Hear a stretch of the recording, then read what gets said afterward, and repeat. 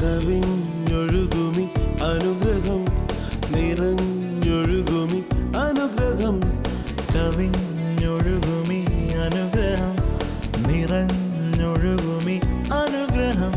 N പാപവും ശാപവും ഒഴുകി ദൂരയാ, ഞാൻ സൗഖ്യമാ. കവിഞ്ഞൊഴുകുന്ന അനുഗ്രഹത്തിലേക്ക് സ്വാഗതം. വീണ്ടും ഒരു പ്രാവശ്യം കൂടെ നമുക്കൊന്നിച്ചായിരിക്കാൻ കർത്താവ് അനുവദിച്ചു. യേശുക്രിസ്തുവിന്റെ നാമത്തിൽ സ്നേഹവന്ദനം. ഈ വർഷം പ്രത്യേകിച്ചും കർത്താവ് പറഞ്ഞിരിക്കുന്ന വാക്ക് ഒരു റെസ്റ്റോറേഷനാണ്. റെസ്റ്റോറേഷൻ എന്ന് പറയുമ്പോൾ റിഫ്രഷിങ് ടൈം എന്ന് പറയാം.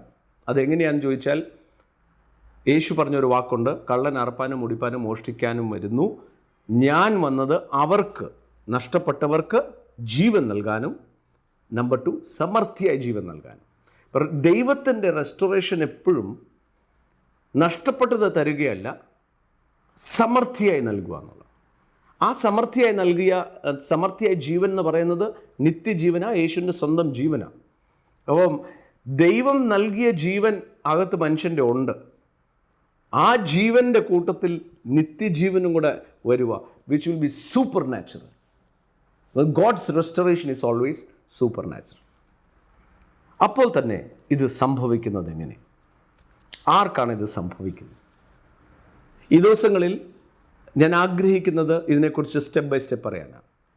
ഒന്ന്, നമ്മൾ മനസ്സിലാക്കേണ്ടത്, യേശുക്രിസ്തു വന്ന് പുനരുദ്ധാനം ചെയ്ത ശേഷമാണ് ദൈവരാജ്യം എന്ന് നമ്മളിൽ വന്നത്.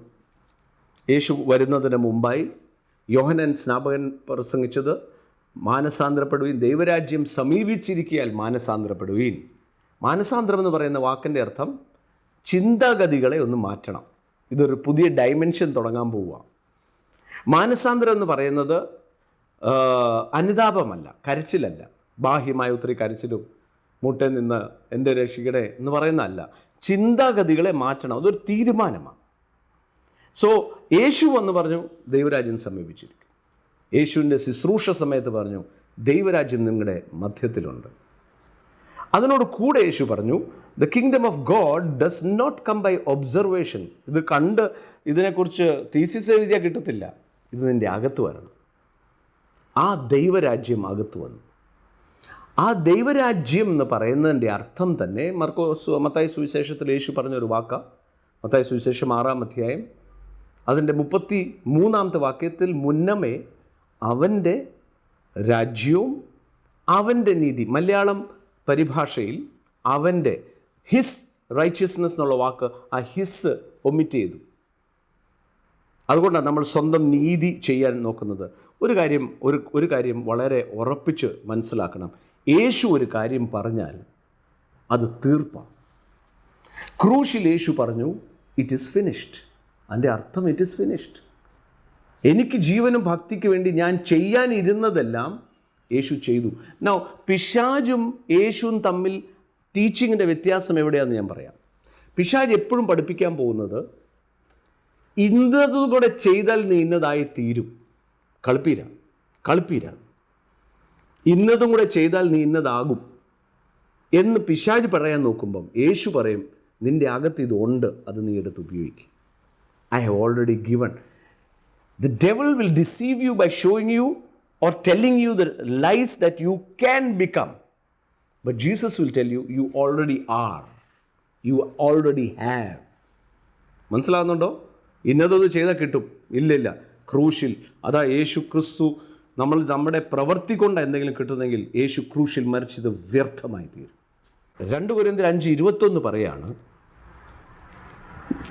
ഞാൻ പാപിയാണല്ലോ, അവൻ്റെ നീതി എൻ്റെ മേൽ വരാൻ അവൻ പാപമായി തീർന്നു. He became sin that I become his righteousness. എന്ന് പറഞ്ഞാൽ ഇന്ന് എൻ്റെ പ്രവൃത്തി കൊണ്ടല്ല, മറിച്ച് ലഭിച്ച നീതിയാണെന്ന ബോധ്യം വരണം. ബോധ്യം എന്നുള്ള ഗുണം ധൈര്യം വരും. 2 ധൈര്യം വരും. 1, പിതാവേ എന്ന് വിളിക്കുവാനുള്ള ധൈര്യം. ഒരു തരത്തിലും ഇൻഫീരിയോറിറ്റി ഇല്ല, ഒരു തരത്തിലും കണ്ടംനേഷൻ ഇല്ല, ഒരു തരത്തിലും ഗിൽറ്റില്ല. അതിൻ്റെ കാരണം എൻ്റെ നീതി അല്ലെങ്കിൽ എൻ്റെ ഗുണം കൊണ്ട് അല്ല ഞാൻ നിൽക്കുന്നത്. പലപ്പോഴും ഞാനൊരു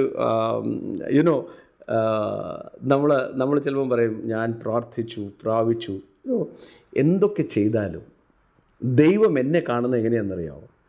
ഒരു സ്വന്തമായി നിൽക്കാൻ മേലാത്ത, സ്വന്തമായി പ്രതിരോധിക്കാൻ മേലാത്ത ഒരു കുഞ്ഞായിട്ടാണ് കർത്താവ് എപ്പോഴും നമ്മളെ കാണുന്നത്. God sees us like a defenseless child and protect us. നമ്മൾ വലിയ വീമ്പൊക്കെ അടിക്കും, ഞാൻ ആരാണെന്ന് അറിയാവോ എന്നൊക്കെ നമ്മൾ പറയുമെങ്കിലും ദൈവത്തിൻ്റെ കണ്ണിൽ he looks as as a defenseless child. Look at him. അവൻ്റെ ആപ്പാടെ പ്രശംസ എന്നില്ല. അവൻ്റെ നീതി എന്ന് പറയുമ്പോൾ ആ സെൻസ് ഓഫ് ബോൾഡ്നെസ്സാണ്. ഇതെനിക്ക് ലഭിച്ചേ പറ്റൂ. 2, പിശാചിൻ്റെ എതിരെ, തന്ത്രങ്ങൾക്കെതിരെ എതിർത്ത് നിൽക്കാൻ, ചെറുത്ത് നിൽക്കാൻ ഉള്ള അധികാരം, ഗെറ്റ് ഔട്ട് എന്ന് പറയാനുള്ള അധികാരം. ആരും എന്തോ പറഞ്ഞുകൊണ്ട് നമ്മുടെ വിശ്വാസത്തെ ഇളകരുത്. യേശു എൻ്റെ കർത്താവാണോ? 2 കാര്യം നടക്കും. വിശ്വാസത്തിൽ ഉറയ്ക്കും, സ്തോത്രത്തിൽ കവിയും. ഇന്നെൻ്റെ ടോപ്പിക് അതാ, സ്തോത്രത്തിൽ കവിയുക. നമ്മൾ പലപ്പോഴും നമ്മൾക്ക് ലഭിക്കാത്ത കാര്യത്തെക്കുറിച്ച് പെറുപെറുപ്പിക്കുമ്പോൾ ലഭിച്ച കാര്യങ്ങളെക്കുറിച്ച് നന്ദി പറയാറില്ല. ദൈവരാജ്യത്തിൻ്റെ തത്വത്തിൻ്റെ ഏറ്റവും ആദ്യത്തെ തത്വമാണ് സന്തോഷം. അതുകൊണ്ടാണല്ലോ പൗലോസ് തന്നെ താൻ കാരാഗ്രഹത്തിൽ കിടക്കുമ്പോൾ പോലും പറയാം, rejoice. Again I say rejoice. ദൈവരാജ്യത്തിൻ്റെ മുഴുവൻ തത്വങ്ങളെയും നോക്കിയാൽ അതൊരു വിതയും ഒരു കൊയ്ത്തുമാണ്. വിതയ്ക്കുക, കൊയ്യുക. അത് സന്തോഷത്തോടെ ചെയ്യുമ്പം ഒന്നും വേണ്ട. നമ്മുടെ കൂട്ടുവിശ്വാസിക്ക് ഒരു ഗ്ലാസ് വെള്ളം എടുത്ത് കൊടുക്കുമ്പോൾ, വെള്ളം എടുത്ത് കൊടുക്കണമല്ലോ എന്ന് വിചാരിച്ചുകൊണ്ടല്ല, എനിക്കിത് കൊടുക്കാനുള്ള, വിതയ്ക്കാനുള്ള ഒരു അവസരം കിട്ടിയല്ലോ എന്ന് പറഞ്ഞ് കൊടുക്കുമ്പോൾ കിട്ടുന്നതാണ് പ്രതിഫലം. അതുകൊണ്ടാണ് കൊലോസ്യർക്ക് എഴുതിയ ലേഖനം പറയുന്നത്, നിങ്ങൾ ചെയ്യുന്നതെന്നും കർത്താവിനെന്ന പോലെ സന്തോഷത്തോടെ ചെയ്തോ, പ്രതിഫലം അവനിൽ നിന്നല്ലോ ലഭിക്കുന്നത്. ഈ വിതയും കൊയ്ത്തിൻ്റെ കാര്യം ദൈവരാജ്യത്തിൻ്റെ തത്വമാണ്. പിതാവാം ദൈവം ഒരു മകനെ വിതച്ചു, ഇന്ന് മക്കളെ കൊയ്തുകൊണ്ടിരിക്കുക. ഇത്രയും വലിയൊരു വിതയുണ്ടോ? അതുകൊണ്ട് ദൈവരാജ്യത്തിൽ തന്നെ വിതയ്ക്കുന്ന പ്രിൻസിപ്പിൾ പറയുമ്പോൾ ഞാൻ പറയുന്നത് സാമ്പത്തികമായ വിത മാത്രമല്ല. ഒരാളെ കാറെ കയറ്റി യോഗത്തിന് കൊണ്ടുപോയിക്കോ, അതും വിതയാണ്. യേശു പറഞ്ഞു, ഒരു ഗ്ലാസ് വെള്ളമെങ്കിൽ നിങ്ങൾ കൊടുത്താൽ അതിനും പ്രതിഫലമുണ്ട്. എബ്രായർക്ക് എഴുതിയ ലേഖനത്തിൽ പറയാണ്, ദൈവം നിങ്ങളുടെ സ്നേഹത്തിൽ നിന്നും സന്തോഷത്തിൽ നിന്നും ചെയ്ത ഒരു കാര്യം പോലും മറന്ന് കളയുവാൻ അനീതിയുള്ളവനല്ല, നീതിയുള്ള ദൈവമാണ്. സോ അത് നൽകുന്നത് അല്ലെങ്കിൽ ചെയ്യുന്നത് ഗ്രഡ്ജിംഗ്ലി അല്ല, നിർബന്ധത്താലും അല്ല, അതുകൊണ്ടാണ് 2 കൊരിന്ത്യർ 9 പറയാണ്, for I say he who sows sparingly also reaps sparingly. He who sows bountifully will also reap bountifully. ലോഭമായി വിതയ്ക്കുന്നവൻ ലോഭമായി കൊയ്യും, അധികമായി വിതയ്ക്കുന്നവൻ അധികമായി കൊയ്യും. ഫ്രീ, അത് പ്രിൻസിപ്പിളാണ് അല്ലേ? നമ്മൾ ഒരു മാവ് നട്ടാൽ ഒരു വിത്ത് നട്ടാൽ ഒരു മാവേ എടുത്തു വരത്തുള്ളൂ. പക്ഷേ അങ്ങ് വാരി വെതറിയാലോ എന്ന് പറഞ്ഞാൽ കിട്ടുന്ന അവസരം മുഴുവൻ ദൈവരാജ്യത്തിൽ വിതയ്ക്കാൻ കിട്ടുന്ന അവസരമാണ്. ഏത് ചെറിയ കാര്യം പോലും നമ്മളെ നടത്തുന്നവർ പറയാണ്, അപ്പാ ഒന്ന് വിരിച്ചേരെ, അത് വിതയാണ്. ഞാൻ ഓർക്കുന്നുണ്ട്, ഹെവൻലി ഫീസ്റ്റ് ആരംഭിക്കുന്ന സമയം മുതൽ ഓരോ ചെറിയ കാര്യം പോലും ചെയ്യാൻ കിട്ടുന്ന അവസരം ഞാൻ വേറെ ആരോടും ചെയ്യാൻ പറയത്തില്ല, ഞാൻ തന്നെ ചെയ്യും. അതിൻ്റെ കാരണം എനിക്ക് ഈ സോയിങ് പ്രിൻസിപ്പിൾ മനസ്സിലായി, വിത എന്താണെന്ന് മനസ്സിലായി. സന്തോഷമായിരുന്നു കസേര തുടയ്ക്കുന്നത്, പാവിരിക്കുന്നത്. ഇന്നും കിട്ടുന്ന അവസരങ്ങളെല്ലാം കൂടെ നിൽക്കുന്നവരാരാന്നൊന്നും നോക്കരുത്, അതിനകത്ത് മുഴുവൻ സ്വാർത്ഥതയുണ്ട് എനിക്ക്. ഞാൻ ആരും എവിടെ ഉണ്ടോ നോക്കത്തില്ല, ഓടി ഞാൻ തന്നെ അത് ചെയ്യും. കാര്യം ഇത് ദൈവരാജ്യമാണ്, രാജ്യത്തിൻ്റെ ഒരു പ്രിൻസിപ്പിളാണ് വിതയ്ക്കുന്നത്. എങ്ങനെ വിതയ്ക്കണം ഇവിടെ എഴുതിയിരിക്കുകയാണ്, ലെറ്റ് ഈച്ച് വൺ ഗിവ്, ഹൃദയപ്രകാരം കൊടുക്കണം, not ഗ്രഡ്ജിംഗ്ലി or of necessity, for God loves a cheerful giver. സന്തോഷത്തോടെ ചെയ്യുന്നവൻ, സന്തോഷത്തോടെ ദൈവരാജ്യത്തിൽ വിതയ്ക്കുന്നവൻ കിട്ടുന്ന അവസരം വിടരുത്. സാമ്പത്തികമായി കൊടുക്കുന്ന കാര്യം മാത്രമല്ല, സാമ്പത്തികമായും കൊടുക്കണം.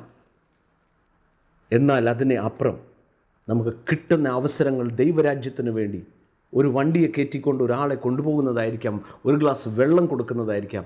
വിതയാ അവിടെ എഴുതിയിരിക്കുകയാണ്, and God loves a cheerful giver. പലപ്പോഴും ദൈവരാജ്യത്തിൽ ആയതിനു ശേഷം പോലും പലതും ലഭിക്കാതെ പോകുന്നത് അതവിടെ ഇല്ലാഞ്ഞിട്ടല്ല, ഉണ്ടവിടെ. ജീവനും ഭക്തിക്ക് വേണ്ടിയ സകലതും തന്നിട്ടുണ്ട്. പിന്നെയും എന്താ ദാരിദ്ര്യത്തിൽ കഴിയുന്നത്? നമുക്കറിയാം, ആവർത്തന പുസ്തകം 28-ാം അധ്യായം, അനുഗ്രഹത്തിൻ്റെ പട്ടിക അത് മുഴുവൻ നമുക്കുണ്ട് ക്രിസ്തു മുഖാന്തരം സൗജന്യമായി. പക്ഷേ അവിടെ ദാരിദ്ര്യത്തെക്കുറിച്ച് അവിടെ ഒരൊറ്റ വാക്കിൽ എഴുതിയിരിക്കുന്നത്, ദൈവരാജ്യത്തിൽ ഉദാസീനതയോടെ ഒരു സന്തോഷമില്ലാതെ എന്തെങ്കിലും ചെയ്താൽ അവൻ ദാരിദ്ര്യത്തിൽ പോകും എന്ന് പറഞ്ഞാൽ ദൈവം കൊടുത്ത ദാരിദ്ര്യമല്ല, ഉണ്ടെല്ലാം. She is not doing it with joy. ഒരു വീട്ടിലെ മീറ്റിങ്ങിൽ സാക്ഷ്യം പറയുന്നതായിരിക്കാം, അവിടെ തൂത്തുവാരുന്നതായിരിക്കാം. ഇതെല്ലാം ഒരു വിതയായി എടുത്താൽ അവിടെ ഒരു വലിയ വാഗ്ദത്തമുണ്ട്. And God will able to abound all grace upon you, that you will have all sufficiency in all things and may have an abundance for every good work. നോക്ക്, ഈ വിതയ്ക്കുന്നതിൻ്റെ മുഴുവൻ പ്രതിഫലം ഈ ലോകത്തിൽ വെച്ചിട്ട്, you will have all sufficiency in all things always, എപ്പോഴും എല്ലായ്പ്പോഴും എല്ലാത്തിനും തരുന്ന പരിപൂർണ തൃപ്തി തരുന്ന നിലയിൽ ദൈവത്തിൻ്റെ കൃപ പെരുമാറാകും.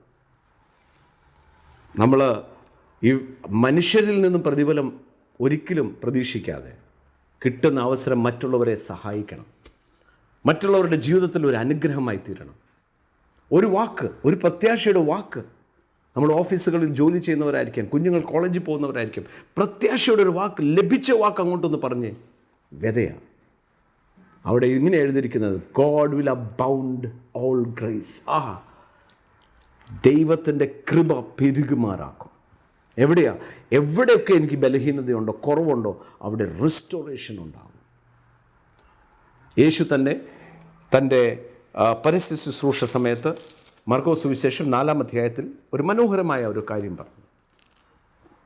ആൻഡ് ഹി സെഡ്, 26-ാമത്തെ വാക്യം, the kingdom of God is as if of a man should scatter the seed on the ground and should sleep by night and rise by day, and the seed would sprout and grow, he himself does not know how. മർക്കോസ് സുവിശേഷം 4-ാം അധ്യായം 26-ഉം 27-ഉം. ദൈവരാജ്യം വിതയ്ക്കുന്ന കർഷകന് വിതച്ചുകൊണ്ടിരിക്കുക. എന്നിട്ട് പറയാണ്, അവൻ ഉറങ്ങി. എന്നാൽ ദൈവം അതിനെ വളർത്തി. അവനതെങ്ങനെയാണെന്നറിയത്തില്ല. ഇന്ന് എന്നെ കണ്ടുകൊണ്ടിരിക്കുന്നവരോട് പറയാം, ഈ വർഷം റെസ്റ്റോറേഷൻ്റെ വർഷമാണ്. ദൈവരാജ്യം സംബന്ധിച്ച് കർത്താവിന് വേണ്ടി സന്തോഷത്തോടെയും ചിയർഫുള്ളായിട്ട് നിന്ന് പ്രവർത്തിക്കുന്ന ഓരോരുത്തരും ഒരു മീറ്റിങ്ങിന് വേണ്ടി ഉത്സാഹത്തോടെ പോവുക. കൊടുക്കാനായിട്ട് കിട്ടുന്ന അവസരം ധാരാളമായി കൊടുക്കുക. സാമ്പത്തികമായി കൊടുക്കണം, കർത്താവിൻ്റെ വേലയിൽ കൊടുക്കണം. എന്നാൽ ഇവിടെ എഴുതിയിരിക്കുകയാണ്, ആ വിതച്ചവൻ വിതച്ചിട്ട് ഉറങ്ങി. എങ്ങനെയാണ് ഇത് വളർന്നതെന്ന് അവന് പിടികിട്ടില്ല. വളർത്തിയത് ദൈവമാണ്. നമ്മുടെ ജോലി വിതയ്ക്കുക, പ്രതിഫലം തരുന്നത് കർത്താവാണ്. വിതയ്ക്കാൻ കിട്ടുന്ന അവസരം ചിയർഫുള്ളായി സന്തോഷത്തോടെ എനിക്കിതെങ്കിലും സാധിച്ചല്ലോ എന്ന് വിചാരിച്ച് ചെയ്താൽ ദൈവരാജ്യത്തിൻ്റെ റെസ്റ്റോറേഷൻ എവിടെയൊക്കെയാണ്? വചനം പറയാ, എല്ലാത്തിലും എല്ലായ്പ്പോഴും പൂർണ്ണ തൃപ്തി വരുത്തുന്ന ജോലി കർത്താവിൻ്റെതാണ്. ദൈവം അനുഗ്രഹിക്കട്ടെ.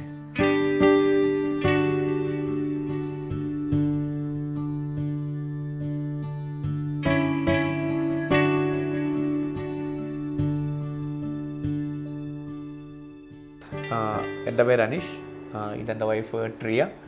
ഇതെനിക്ക് കർത്താവ് ദാനമായി തന്ന മകളാണ്. ഞങ്ങൾ ദോഹയിൽ കുടുംബം ജീവിക്കുന്നു. 6 വർഷമായിട്ട് ഞങ്ങൾക്ക് മക്കളില്ലായിരുന്നു.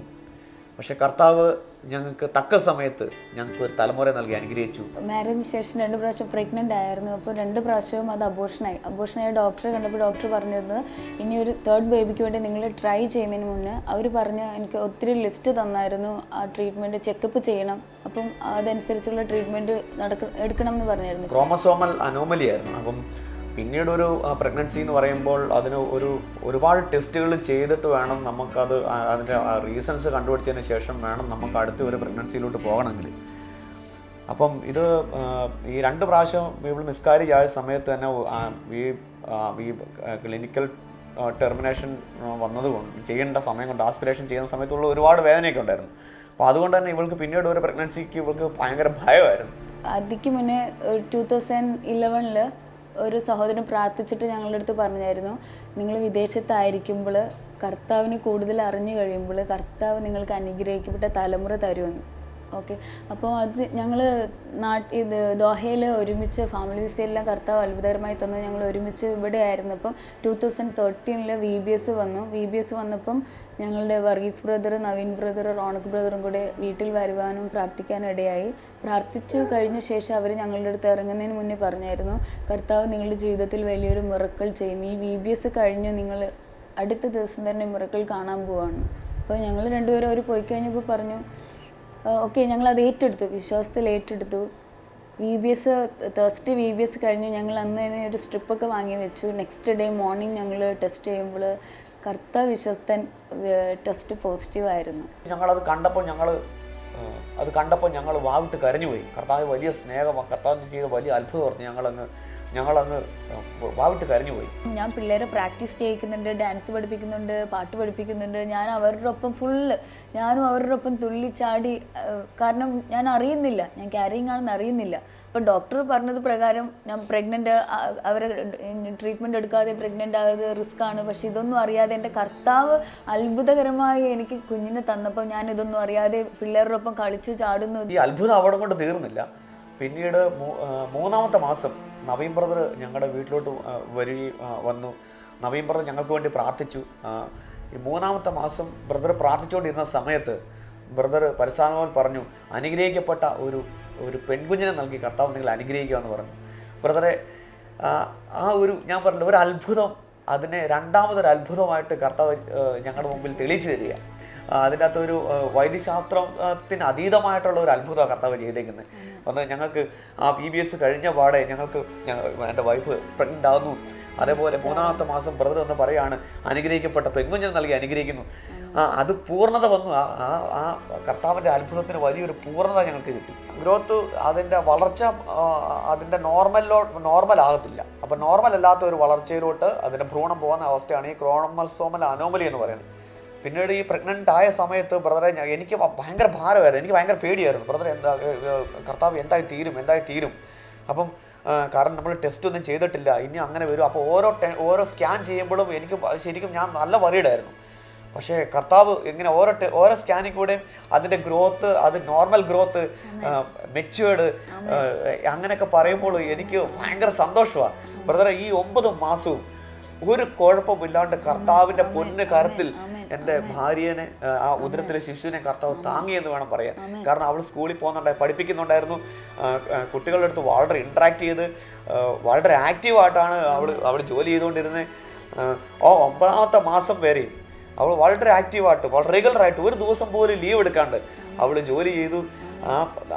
ഞാൻ പറഞ്ഞു, നമുക്ക് അനുഗ്രഹിക്കപ്പെട്ട കുഞ്ഞിനെ കർത്താവ് തരുന്നുണ്ടെങ്കിൽ അത് നോർമൽ ഡെലിവറി ആയിരിക്കും. ബ്രദറെ, നോർമൽ ഡെലിവറി കൊടുത്തു. ഞങ്ങൾക്ക് ഉറപ്പായിരുന്നു, ഞങ്ങൾ വിശ്വാസത്തിലോട്ട് വന്നിട്ടുണ്ടെങ്കിൽ, ഞങ്ങൾ സത്യദൈവത്തെ അറിഞ്ഞ് സത്യത്തിലും ആത്മാവിലും ആരാധിക്കുന്നുണ്ടെങ്കിൽ ഇത് തന്നെയാണ് സത്യം, കർത്താവ് അത്ഭുതം ചെയ്യും. ഞങ്ങൾക്ക് മക്കളില്ലാണ്ട് ഞങ്ങൾ ഒരുപാട് ഭാരപ്പെട്ടു. ആ ഭാരപ്പെട്ട അവസ്ഥയിൽ നിന്ന് കർത്താവ് ഞങ്ങൾക്ക് അനുഗ്രഹിക്കപ്പെട്ട തലമുറ നൽകി കർത്താവ് ഞങ്ങൾ അനുഗ്രഹിച്ചു. ഇതേപോലെ ഞങ്ങളെ കേൾക്കുന്ന ഒരുപാട് പേരോട്, മക്കളില്ലാണ്ട് ബുദ്ധിമുട്ടുന്ന ഭാരപ്പെടുന്ന ഒരുപാട് പേരോട് ഞങ്ങൾക്ക് പറയാനുണ്ട്, ആ ക്രിസ്തു നിങ്ങളുടെ ജീവിതത്തിലോട്ട് വന്നാൽ, നിങ്ങൾ അവനിൽ വിശ്വസിച്ചാൽ തീർച്ചയായിട്ടും നിങ്ങൾക്ക് ചോദിക്കുന്നതിലും നനയ്ക്കുന്നതിലും അത്യന്തം പരമായി അവൻ ചെയ്തു തരും. അനുഗ്രഹിക്കപ്പെട്ട തലമുറയെ നിങ്ങൾക്ക് കർത്താവ് നൽകി അനുഗ്രഹിക്കും. ഈ സമയം തന്നെ കർത്താവ് നിങ്ങളുടെ ജീവിതത്തിൽ അത്ഭുതം ചെയ്യും. നിങ്ങളും തമ്മിൽ ഒരു വ്യത്യാസവും. ഞങ്ങൾക്ക് തലമുറ തന്ന് അനുഗ്രഹിച്ച കർത്താവ് നിങ്ങൾക്കും അനുഗ്രഹിക്കപ്പെട്ട തലമുറ തന്ന് കർത്താവ് അനുഗ്രഹിക്കും. കർത്താവ് ഞങ്ങൾക്ക് എല്ലാമാണ്. അതിനാൽ ഇനിയുള്ള ജീവിതം മുഴുവൻ കർത്താവിന് വേണ്ടിയിട്ടാണ്.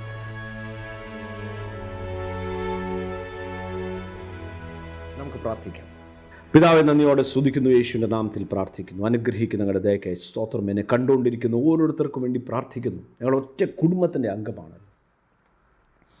ലോകമെമ്പാടും എന്നെ കണ്ടുകൊണ്ടിരിക്കുന്നവർ ഈ വർഷം വലിയ പ്രതീക്ഷയോടെ ആ സമൃദ്ധിയായ ജീവൻ നിത്യജീവനെ മുറുകെ പിടിച്ച് വിശ്വാസത്തിൻ്റെ പോരാടുവാൻ കർത്താവെ, അങ്ങയുടെ രാജ്യത്തിനു വേണ്ടി അങ്ങേക്ക് പ്രസാദകരമായി നിൽക്കാനുള്ള ആ പ്രതിജ്ഞ എടുത്തുകൊണ്ട് പരിശുദ്ധാത്മാവിൻ്റെ സഹായത്തോടെ നടക്കുവാൻ, ഉത്സാഹത്തോടെ എല്ലാ കാര്യങ്ങൾ ചെയ്യുവാൻ കർത്താവ് കരുണ ചെയ്യണമെന്ന് പ്രാർത്ഥിക്കുന്നു. യേശുവിൻ്റെ നാമത്തിൽ ഇപ്പോൾ പ്രാർത്ഥിക്കുന്നു. അത്ഭുതകരമായി വഴികൾ തുറക്കപ്പെടട്ടെ. ശാരീരികമായ അസ്വസ്ഥതയുള്ളവർ യേശുവിൻ്റെ നാമത്തിൽ അത്ഭുത സൗഖ്യം പ്രാപിക്കട്ടെ. അപ്പോൾ തന്നെ ശരീരത്തിൻ്റെ ക്ഷീണം മാറി പരിപൂർണ ആരോഗ്യം വരട്ടെ. അത്ഭുതകരമായി ഈ കാണുന്ന ദിവസങ്ങളിൽ തന്നെ എൻ്റെ സാക്ഷ്യമടിയങ്ങൾ കേൾക്കാൻ പോകുന്നതിനായി സ്തോത്രം. മുടങ്ങിക്കിടന്ന ആ പല കാര്യങ്ങൾ നടക്കട്ടെ. ബിസിനസ് ഉയർച്ച പ്രാപിക്കട്ടെ. കുഞ്ഞുങ്ങളുടെ വിവാഹം ഈ ദിവസങ്ങൾ, ഈ 3 മാസത്തിനകം തന്നെ കഴിഞ്ഞ നാളുകളിൽ പല ആലോചനകൾ നടത്തിയിട്ട് നടക്കാതെ പോയ വിവാഹ ആലോചനകൾ നടക്കുകയും വിവാഹങ്ങൾ നടക്കുകയും ചെയ്യട്ടെ. യേശുവിൻ്റെ നാമത്തിൽ ആ ഭാരം മാറട്ടെ. കർത്താവെ, അങ്ങയുടെ കരുണയ്ക്കായി സ്തോത്രം. ഓരോരുത്തരെയും അനുഗ്രഹിച്ച് പ്രാർത്ഥിക്കുന്നു. കൃപയിൽ സൂക്ഷിക്കണം. യേശുവിൻ്റെ നാമത്തിൽ തന്നെ. ആമേൻ.